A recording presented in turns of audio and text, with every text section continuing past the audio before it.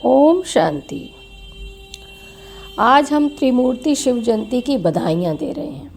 बधाइयाँ तो दे रहे हैं, लेकिन महाशिवरात्रि में शिव का अवतरण जब तक समझ में ही नहीं आया, उनको जाना ही नहीं, तब तक हम उनकी शिवरात्रि को विशेष कैसे मना सकते। अब ये जानने के लिए हमें कि शिवरात्रि पर वो परमात्मा की सारी ब्लेसेस मिल जाएं, वरदान मिल जाएं, आशीर्वाद मिल जाए, जो भी हम कर्म कांड चाहे मंदिर में जाके करते हैं उसका फल मिल जाए, हमें अनुभूति हो जाए, तो उसके लिए परमात्मा पिता हमें कहते, बच्चे पहले मुझे अच्छे से जान लो।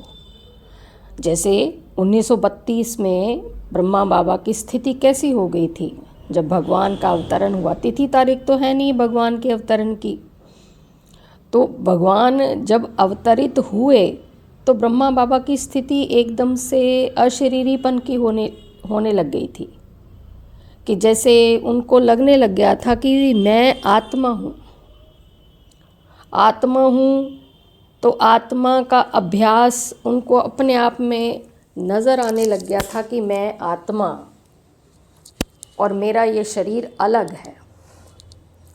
मेरा शरीर अलग है तो फिर मैं क्या कर रहा हूँ, मैं किसके लिए बैठा हूँ। मैंने तो अपने आप को जाना ही नहीं अभी तक, मैं शरीर हूँ, आत्मा हूँ, क्या हूँ। तो ऐसे कुछ अटपटे से सवाल उनके अंदर आने लग गए थे जब 1932 में ब्रह्मा बाबा की स्थिति उन्होंने खुद ही दर्शाई। गुमसुम रहते थे, बहुत मनन चिंतन करते थे। तो बाबा ने ये उनकी डायरी दिखा दिखा के हमें एहसास करवाया कि इसको भी नहीं पता था कि मैं अवतरित हो चुका हूँ। जब अवतरण का पता चला तो फिर 1936 और 37 में क्या हुआ।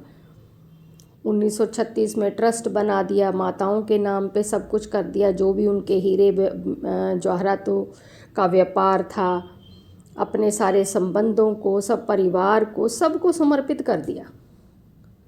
और भगवान ने भी फिर क्या किया, तेज़ी से कारोबार शुरू कर दिया कि भाई जल्दी जल्दी साक्षात्कार करवाने शुरू कर दिए। उनके मुख से जो भी ओम ध्वनि निकलती थी वो अपनी आत्मिक स्थिति में स्थित हो जाता था जो सामने बैठा था, या किसी को साक्षात्कार होने लग गए थे विष्णु जी के, या आत्मा के, या शिव बाबा ज्योति बिंदु के, या प्रकाश लाइट के, या परम धाम के।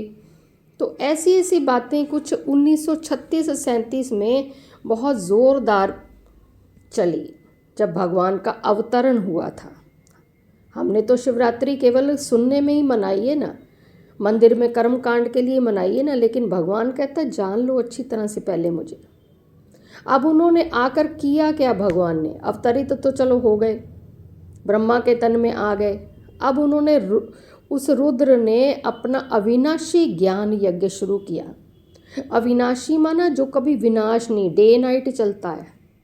अब उस ज्ञान यज्ञ में किया क्या, सबसे पहले तो ब्रह्मा से सारे संकल्प, उनकी श्वास, स्वभाव, संस्कार जो पुराने थे, देह के प्रति थे, इस जन्म के थे, वो सारे स्वाहा करा दिए कि तुम आज से लेखराज नहीं हो, तुम्हारा नाम ब्रह्मा है, तुम पूरी सृष्टि को रचने वाले हो और मैं तुम्हारे से ये कार्य करवाने वाला हूँ।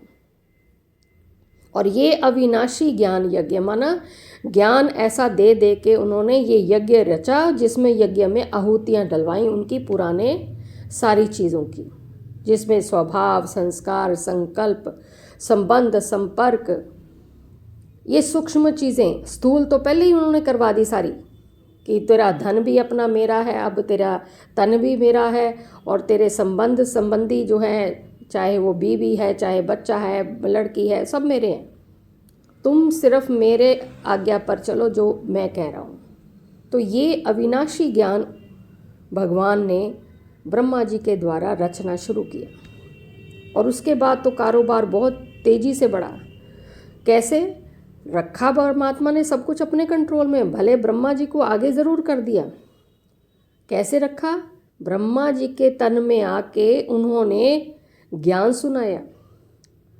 अब ऐसा ज्ञान सुनाया और आके पहले बता दिया, बच्चे चक्र पूरा हो गया, इस चक्र के लास्ट में मैं ये 100 वर्ष का संगम बना रहा हूँ। आज तक किसी को इस संगम का पता नहीं है, हम भी नहीं जानते थे। भगवान ने आके बताया कि बच्चे ये 100 वर्ष का संगम जिसमें मैं अवतरित हुआ हूँ, और ये संगम कलयुग के अंत और सतयुग की शुरुआत है। माना 50 वर्ष कलयुग के, 50 वर्ष सतयुग के। अब आज से तुम इस कलयुग को अपना आहुति देते रहो, तुम संगम पर आ गए हो। अब ऐसा कर्म करते करते 100 वर्ष के संगम में 88 वर्ष पूरे हो गए। भगवान के अवतरित हुए 88 वर्ष पूरे हो गए। इस बार 99 वर्ष की शिव जयंती हम मनाने जा रहे हैं, जो कि ना सिर्फ भारत में बल्कि पूरे संसार में बहुत धूमधाम से बच्चे मना रहे हैं। तो भगवान ने 88 वर्षों से ना सिर्फ ज्ञान सुनाया, और ज्ञान सुना के हमारी आर्थिक, सामाजिक, शारीरिक समस्याओं को भी अपने से ले लिया। माना बोझों को बिल्कुल समाप्ति कर दिया कि तुम्हें तो बोझ लेने की ज़रूरत नहीं, तुम्हें काम ही सिर्फ यही करना है आत्माओं कि मैंने तुम्हें चुना है, मेरी दृष्टि तुम पर पड़ी है, अब जो मैं कह रहा हूँ तुम वही करो। तुम जन जन को मेरे अवतरण का संदेश दो कि मैं आया हूँ, उनका बाप आया है, और आकर अपना पूरे कल्प का वर्षा ले लो। जो आत्मा में खाद पड़ गई है विकर्मों की, बुराइयों की, अवगुणों की, तेरे मेरे की, ऊंच नीच की, जात पात की, क्योंकि आत्माएं तो सब आत्माएं हैं, एक बाप के बच्चे हैं, एक परिवार के बच्चे हैं, एक ही धाम में रहने वाले हैं। तो इसलिए परमात्मा ने आके ये सारे बोझ जो है आत्माओं के समाप्त कर दिया। जिस जिस पर दृष्टि डाली उसको अपना बना लिया। पहले स्नेह दिया, फिर धीरे धीरे ज्ञान दिया, आत्मिक स्मृति दी कि बच्चे तुम तो आत्मा हो, तुम शरीर हो ही नहीं हो, तुम तो मेरे बच्चे हो और मैं निराकार हूँ, तुम भी मेरी निराकार आत्मा हो। अब तुम वही करो जो मैं तुम्हें कह रहा हूँ। अब भारत में आपने देखा ही है कि शिव के अवतरण में हमने जगह जगह मंदिर भी देखते आए ना, बनाए हुए हैं। कौन कौन से, वो तो आप जानते ही, मुक्तेश्वर है, पाप कटेश्वर है, अमरनाथ है, बबूलनाथ है, पशुपतिनाथ जी का है, फिर बद्रीनाथ का, रामेश्वर, वैद्यनाथ, काशी विश्वनाथ है, सोमनाथ का मंदिर है। अब ये सारे मंदिर सब में शिवलिंग ही है, लेकिन क्यों? क्योंकि उन्होंने आकर ये कर्म किए हैं। खाली ज्ञान नहीं सुनाया, उन्होंने शरीर में धारण करके हमें कर्म करना सिखलाया। मुक्तेश्वर का मंदिर तभी बना जब उन्होंने हमें मुक्ति दी इस शरीर और शरीर के पूरे विस्तार से। पाप कटेश्वर माना 63 जन्म से, द्वापर से जो हमने इतने सारे पाप करे, आत्मा मैली हो गई थी, वो सारे पाप काट के साफ स्वच्छ बना के हमें परम धाम वो लेके गए। अमरनाथ माना उन्होंने हमें अमर बना दिया। बच्चे डरने की जरूरत ही नहीं, तुम तो आत्मा हो, आत्मा अमर होती है, जलती मरती नहीं है। बबूलनाथ एक दूसरे को कांटा करते रहते थे, ईर्ष्या करते रहते थे, ये ऐसा है वैसा है। बाबा कहते सारे बच्चे ये आपस में भाई भाई हो तुम। पशुपतिनाथ का उसने हम जानवरों की तरह बिहेव करते थे, एक दूसरे को जली कटी सुनाते रहते थे, मार काट करते रहते थे। आज भी कर रहे हैं, सामने देख ही रहे हो महाभारत की लड़ाई है, क्या कर रहे हैं। एक घर में 4 मेंबर है, वो भी इकट्ठे नहीं रह सकते। तो ये पशुओं जैसा व्यवहार करते हैं, बड़े छोटे का कोई लिहाज नहीं है। तो इसलिए वो जानवर से हमें उसने इंसान बनाया। बद्रीनाथ का मन हमारे सारे बंधन काट दिए कि बच्चे ये सारा कुछ मैंने ही तो तुम्हें दिया, तुम कौन से बंधनों में फंसे हुए, कौन से पैसे के बंधन में, कौन से पत्नी के, कौन से बच्चे के, ऐसा सारा कुछ मैंने ही तुम्हें दिया है। तुम तो आत्मा हो, तुम अपने आप को भी भूल गई, मेरे को भी भूल गई। जो असली पिता है, जो तुम ऊपर से आई थी, तो क्या सोच के आई थी मेरा ये पति है, मेरी पत्नी है, ये बच्चा है, मैं ऐसा कारोबार करूँगा, मैं ये बनूँगा, इतना पैसा कमाऊँगा, महल माड़ियाँ रखूँगा। सोच के आई थी क्या आत्मा? जब तुम मेरे पास से आई थी बिल्कुल नंगी आई थी ना, मैंने आके तुम्हें ये सारा कुछ दिया। अब चक्र पूरा हो गया, अब तुम्हें वापस जाना है, क्योंकि नए सिरे से फिर से स्टार्ट हो रहा है। तो ये सारा बंधन काट दिया बद्रीनाथ के जो मंदिर बना हुआ, उस उपलक्ष्य में बद्रीनाथ बना। रामेश्वर बना, वो राम बना, हम सारी सीताएं हैं शोक वाटिका में थी। फिर वैद्यनाथ बना, हमारी आत्मा की उसने दवाई दी, इंजेक्शन लगा लगा के, ज्ञान सुना सुना के, हमें कनेक्शन जोड़ के, स्नेह दे दे के हमारी पीड़ा ख़त्म करी कि बच्चे क्यों मन परेशान कर रहे हो, किसके रोने में रो रहे हो तुम, आत्मा शरीर छोड़ के चली गई या किसी का कुछ जल भुन गया, तुम्हारा क्या, उसका पार्ट था भाई, तुम क्यों परेशान हो रहे हो। तो ऐसी ऐसी दवाइयाँ करी भगवान ने आके आत्मा की, जिससे उसका मन परेशान ना हो, बुद्धि में कोई चिंतन ना चले, बुरा फ्री कर दिया। काशी विश्वनाथ का उसने बताया कि बच्चे तुम तो विश्व के मालिक हो, ब्रह्मांड के मालिक हो, मेरे बच्चे हो तुम। सोमनाथ का रस पिलाया उसने, बिल्कुल भूख प्यास से परे कर दिया उसने, तृप्त कर दिया एकदम से। तो ये सारे मंदिर भगवान ने आके कर्तव्य किए, जो इस समय फिर से वो कर्तव्य अवतरित होके कर रहा है। हम मंदिर में तो जाते हैं, दूध फूल फल सब कुछ चढ़ाते हैं, शिवलिंग के ऊपर एक लोटा रखा होता है ना, उसके ऊपर एक एक बूंद रिस रिस कर पानी की शिवलिंग के ऊपर पड़ती रहती है, लेकिन इन सब का मीनिंग नहीं पता हमें। भगवान ने आके हमें बोला कि बच्चे अपनी एक एक बुराई दे दो, समर्पित कर दो। हमने ऊपर अपना बुद्धि रूपी लोटा रख तो दिया, लेकिन स्थूल में लोटा समझ लिया उसको, स्थूल में लोटा रख दिया, और एक एक बुद्धि की बुराई करनी थी, हमने जल को अपना क्या कहते हैं अर्पित करना शुरू कर दिया। अब मीनिंग तो समझ में आता नहीं है, वैसे ही उसमें जल डाल के आ जाते हैं, वो बूंद रिस के शिवलिंग के ऊपर पड़ जाती है। दूध जैसा पवित्र मन कहा था भगवान ने देने के लिए, लेकिन हम दूध चढ़ा के आ जाते हैं बस खाली। बेर खिला के हम अपने बैर विरोध खत्म कर रहे हैं, ये भी हम भूल गए। परमात्मा की शिक्षाओं पर चलने की दृढ़ प्रतिज्ञा हम सुनाते अपना जाते हैं भगवान को, लेकिन वो भी भूल गए कि हम व्रत किस लिए कर रहे हैं। व्रत तो कर रहे हैं, लेकिन कौन सी प्रतिज्ञा करनी है, भगवान से क्या नाता जोड़ के कैसी बात करनी है कि आज से मैं ये नहीं करूँगा, मेरे अंदर की एक बुराई आपको समर्पण, दूसरी बुराई ये समर्पण। तो ऐसे ऐसे प्रतिज्ञा कोई करता नहीं है, बस खाली व्रत रख लेता है स्थूल में कि भाई फलाहार खाऊंगा, आज अन्न नहीं खाऊंगा, वो एक दिन का व्रत हो जाता है। तो ये सब कर्म कांड भगवान कहते मैंने नहीं सिखाए तुम्हें, मैंने जो तुम्हें सिखाया तुमने बस कॉपी कर लिया। तो भगवान आके हमें ये सारे जो अपने आप को हम भूल कर कर्म कांड तक ही रह गए थे ना, वो सारा कुछ अब प्रैक्टिकल में करने को कह रहे हैं, और साथ में हमारे अंदर शक्ति भी भर रहे हैं कि आत्मा को ये सब करने की शक्ति वो कहाँ से आएगी, अपने आप तो आएगी नहीं है। भगवान आके अवतरित होके दे रहा है, खुद भी कर्म कर रहा है, कर्म करना सिखला रहा है कि बच्चे कैसे कर्म करने हैं। तो ये भगवान को जानने की विधि है। फिर वो कहता मैं तुम्हारा पिता हूँ, चलो पिता हूँ तो ठीक है, पहले अपने आप को बच्चा तो बना ले, हम अपने आप को बच्चा मान लें। अगर बच्चा हूँ तो मैं अधिकारी हो गया ना, फिर बाप पर मेरा अधिकार है। जब बाप पर मेरा अधिकार है तो मैं बाप से कुछ भी कह सकता हूँ अपने मन की बात। तो अगर मन की बात मैं कहूँगा अपने बाप से तो बाप ना पूरी करे, ऐसा हो नहीं सकता। अगर उसने कहा है कि तुम मेरे बच्चे हो तो कहने के लिए कहा है, तो अपने आप को अपना उसका बच्चा मान लो ना, स्वीकार कर लो ना, और फिर उसका पिता का प्यार आपको ज़रूर अनुभव होगा। ना अनुभव हो ऐसा हो नहीं सकता, क्योंकि आया ही वो हमारे लिए। इसीलिए हम शिव जयंती मना रहे हैं, इसीलिए वो बता रहा कि 99 वर्ष बच्चे हो गए हैं, 88 वर्ष पूरे हो गए, 99 भी शिव जयंती मना रहे हैं। अब तो 11 वर्ष रह गए हैं। अब 11 वर्ष में तो उथल पाथल, 11 वर्ष तो बहुत दूर की बात, अब तो 5-7 वर्ष में ही हिसाब किताब क्लियर हो जाएगा।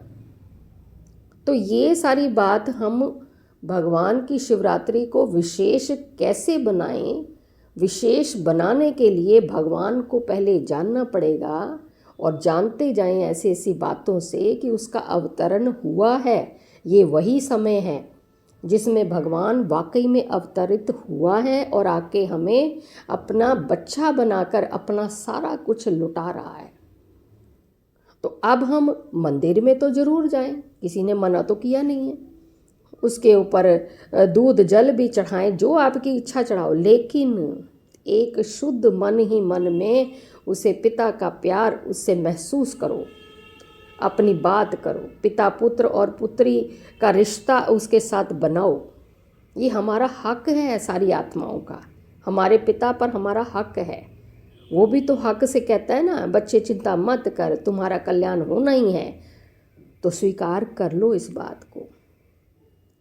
मंदिर में आपने मूर्तियां देखी हैं ना, लक्ष्मी नारायण की, राम सीता जी की, गणेश जी की, देवी माँ की, लेकिन साथ में क्या होता है, हर मंदिर के द्वार पर ही शिवलिंग बना होता है। माना पहले बाप द्वार पे बैठा रहता है, फिर बाप अपनी सभी आत्माओं, जो अपने क्या कहते हैं, जिनको उन्होंने देवी देवता बना दिया, वो अपने से भी ऊंचा बना के उनको शीशे में जड़ा हुआ, तो अपना क्या कहते हैं, उनको प्रत्यक्ष करता है। और हमारी भी नज़र क्या होती है, मंदिर में जाते हैं, हमारी नज़र सबसे पहले मूर्तियों पर ही पड़ती है, उन पर ही आसक्ति होती है। और बाद में याद आता कि भाई द्वार पे शिवलिंग भी पड़ा है, इनको भी जल चढ़ाना है। देखो भगवान ने हमें इतना ऊंचा बनाया, खुद नहीं अपने आप को, इतना निरहंकारी है हमारा बाप, तो हम उनको जल चढ़ा के आ जाते हैं। लेकिन कभी नहीं सोचा कि द्वार पर ही शिव क्यों है, क्योंकि भगवान कहता बच्चे मेरे बच्चों की जो है कोई अपवित्र दृष्टि, अपवित्र जूती पहन के, अपवित्र चमड़े के साथ हैं, अपवित्र भाव लेके मेरे बच्चों की मूर्तियों तक भी ना जाए।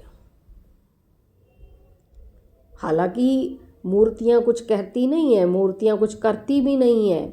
हम समझते हैं कि मूर्तियों की दृष्टि से हमारा सब कुछ, हम तो सारी बातें कह देते हैं, लेकिन भगवान ही मूर्तियों के द्वारा हमें भावना का भाड़ा देता है। मूर्तियाँ थोड़ी मिट्टी की कुछ करती हैं। तो ये सारी बातें भगवान ने आके हमें एहसास कराई हैं कि बच्चे मैं तुम्हें ऐसा बना रहा हूँ, लेकिन इसके लिए अपना समर्पण भाव, जो तुम फूल फल दूध आदि चढ़ा के देते हो ना मुझे, अब इसका अर्थ जानते जाओ। खाली तपस्या शंकर ने नहीं की, हम सभी शंकर हैं। इसी शंकर का तीसरा नेत्र खुलता है। आज हमने वो सूरज भाई की क्लास सुनी थी, हमारे वरिष्ठ भाई, उन्होंने बड़ी अच्छी तरीके से, बहुत सुंदर तरीके से, सहज तरीके से एक बात कही, बड़ी अच्छी लगी। उन्होंने कहा कि देखो हमारी आँख में कुछ चला जाता है तो हम कैसे उसको मलने लग जाते हैं, छींटे मारते हैं, जब तक आँख में से कचरा निकल नहीं जाता है, साफ नहीं हो जाती है। और हमें भगवान ने बुद्धि का तीसरा नेत्र दिया। अब बुद्धि के तीसरे नेत्र में कितने हमारे व्यर्थ संकल्प चल रहे हैं, कितने नेगेटिव भाव चल रहे हैं, कितना वेस्ट भरा हुआ है, कितने विकर्म कर रखे हैं, कितने पाप जमा कर रखे हैं, कितना दूसरों के प्रति लगाव झुकाव बना रखा है। सारे ही आपने कंकड़ पत्थर डाल रखे हैं बुद्धि में। दिखाई कहाँ से देगा, महसूस कहाँ से होगा। वो पिता का प्यार, वो पिता का अवतरण, वो पिता की जयंती कैसे मनाएं।